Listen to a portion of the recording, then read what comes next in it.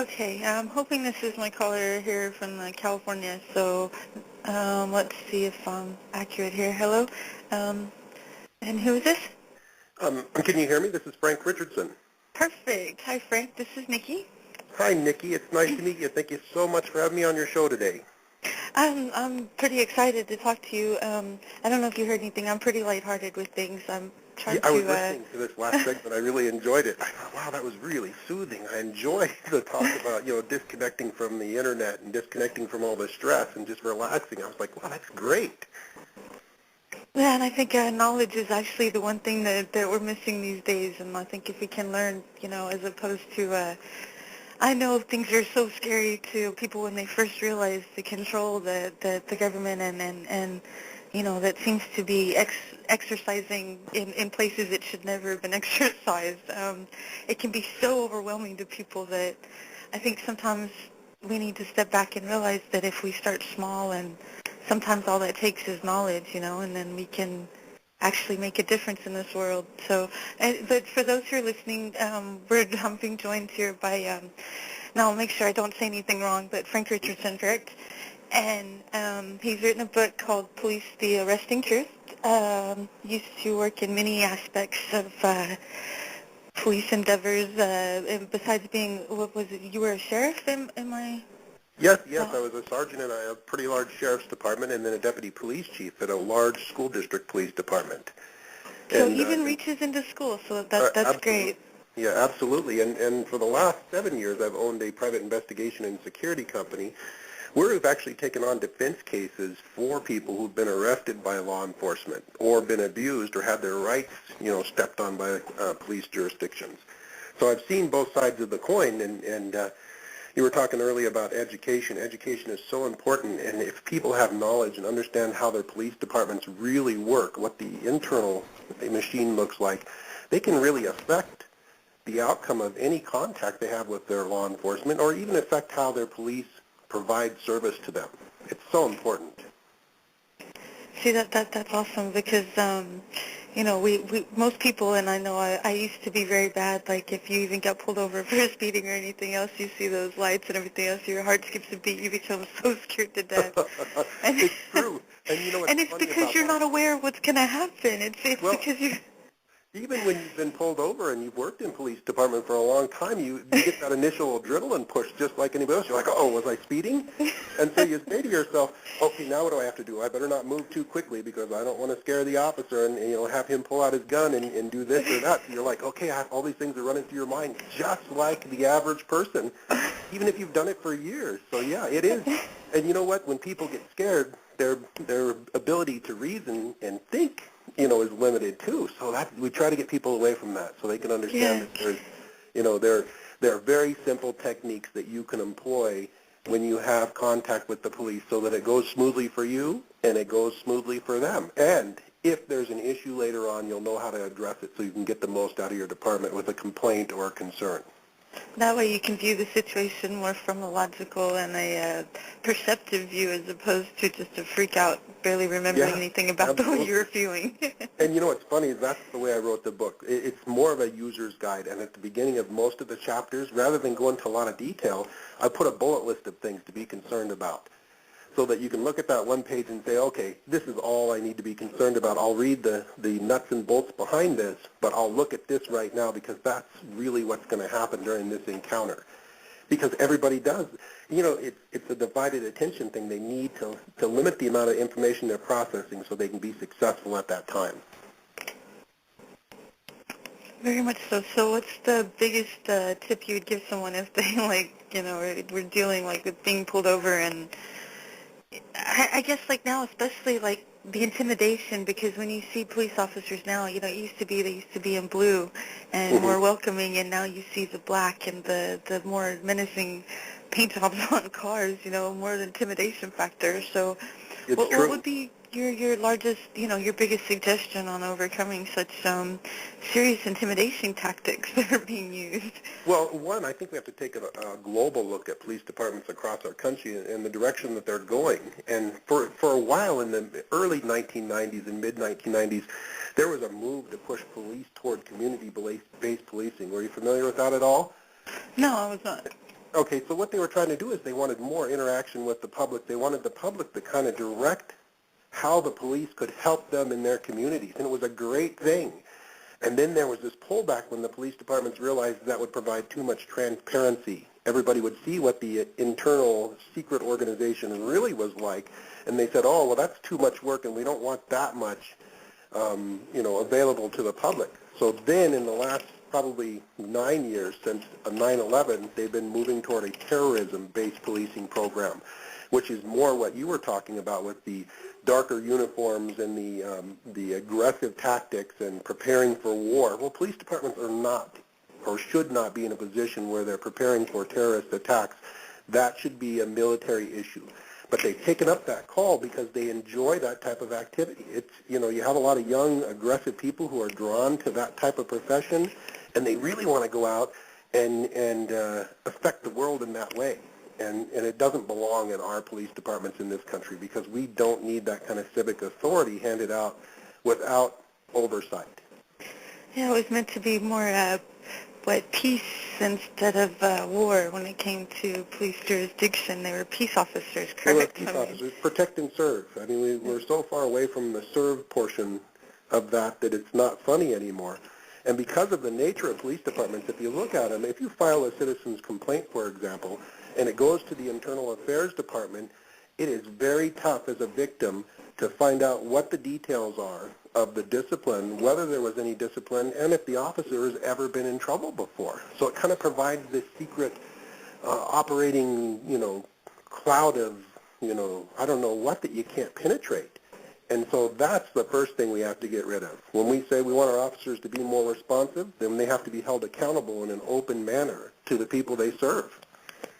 Exactly, and maybe to their original oath, like as in the Oath Keeper movement, that I'd like to see something other than labeled as a militia within the United States, which is still a guaranteed right according to the Constitution. It is something we should fight for, not against. Yes. And yet we've been confused to think that because it's against the government, maybe we should relook at this and change the Constitution. Right. And I think we're getting away from You know what scares me even more is that because people are less educated by their own, drive, they take their information off the internet and they'll just read or believe whatever they see. Certain things are getting by them, like your right to not be, have search and seizure issues occur.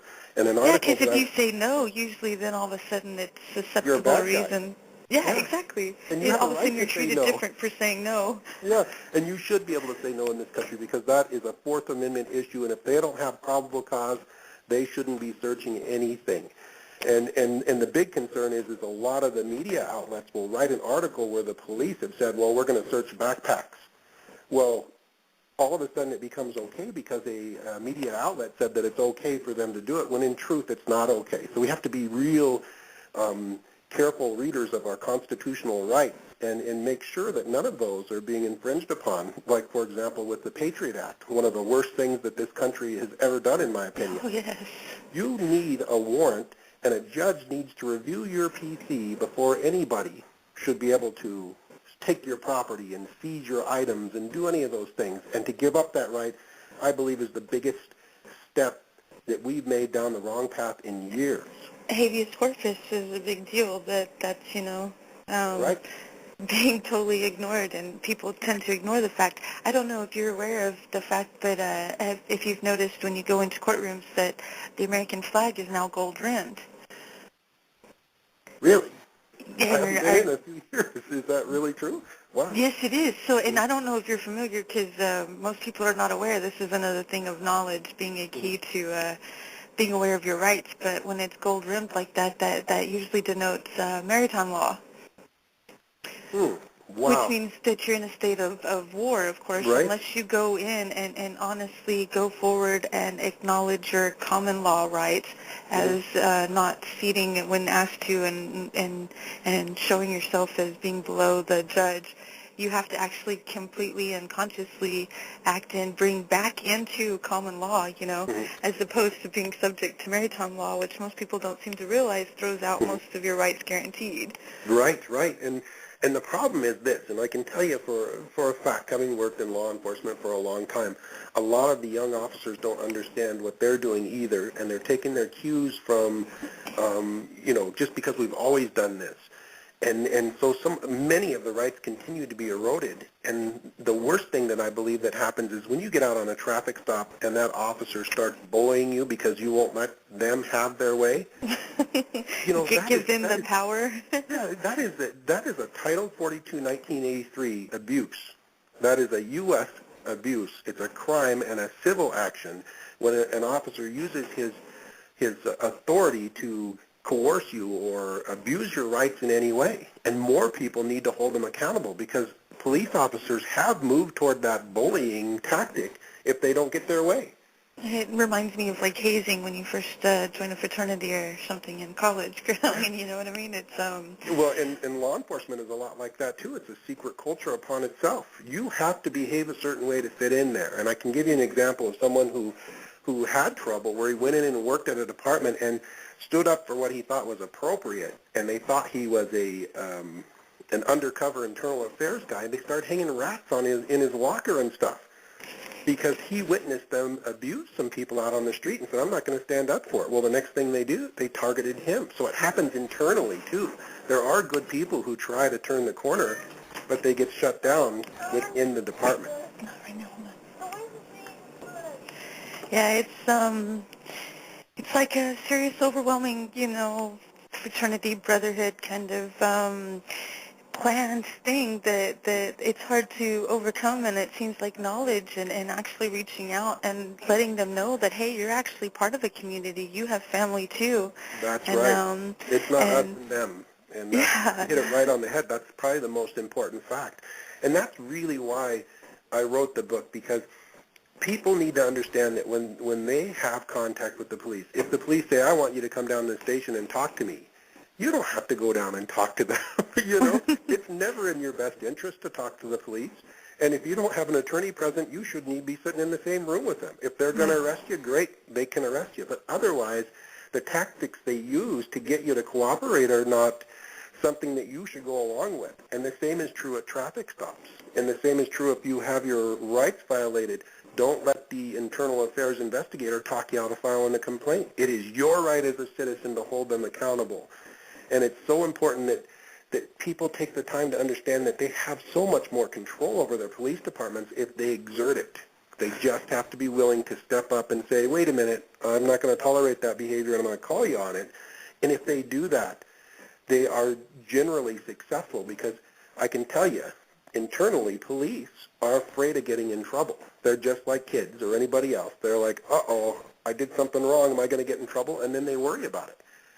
And so we have to call them when they're in trouble. We have to say, no. They're just like worried like all of us. They still need that paycheck every week to feed their families. And they're afraid if they do something wrong, they know they've done something wrong. And then a lot of times with them, they can get put on suspension without pay and still have to be a part of things and sit there and deal with it. They can be charged criminally with some actions. I mean, if they violate your rights, they're gonna be charged criminally. And obviously one of the biggest investigators of civil rights violations against police departments are the FBI.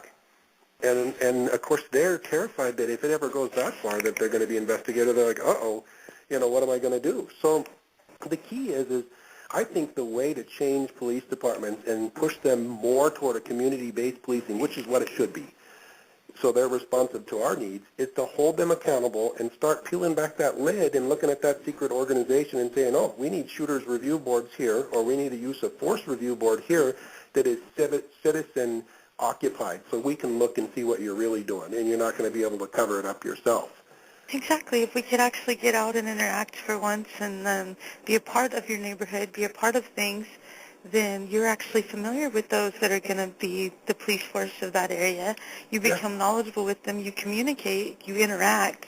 You become the community. And at that point, see, this is what's being tried to take away. Is they're trying to divide us for a reason. They're trying to make you think that the police are completely separate from the rest of society, when we have to also realize that they are people, they are family, and if we can get to know them,